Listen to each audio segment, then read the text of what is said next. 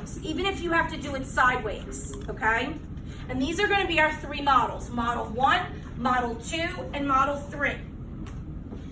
The thing about the types of solutions you're going to see is that a lot of times you have to just go into it normal and solve the equation. And then as you're solving, you're going to notice some things to look for. And that's our lesson, and that's what's important today out of our lesson, is what are the look fors so that we can determine our solution. So look at the first example. You're going to go in and you're putting this in your notebook. The first example, we're going to go in and we're going to solve just like normal. So I'm going to combine my like terms with my variables, and I'm just solving away. Everything looks normal, and I get an answer. What type of solution is this? A one solution answer. So you don't have to write one solution. What you need to write is what x equals. So a one solution is when x, or it could be p or q, whatever variable, equals something, okay? You can also hear it as finite or finite solution, meaning one. This is your normal, okay? So what are some things that we notice in here? We notice that the variable amounts are different.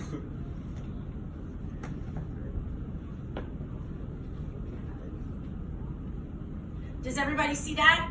Yeah. So that's something that we notice, because if we glance over at these two models, look at the variables.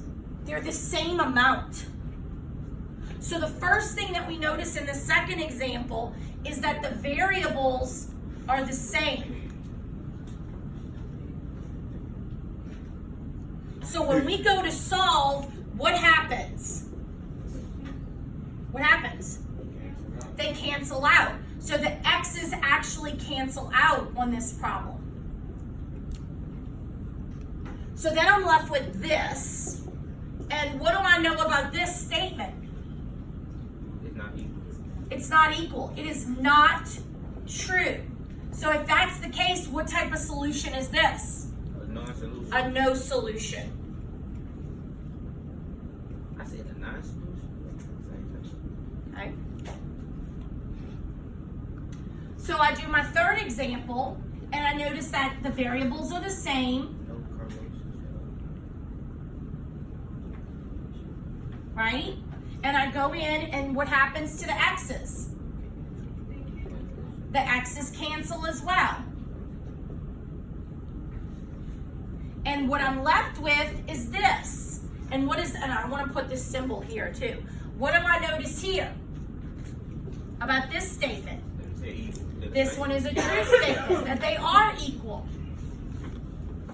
So that means that they are equal, and so our solution would be a what? Infinite solution.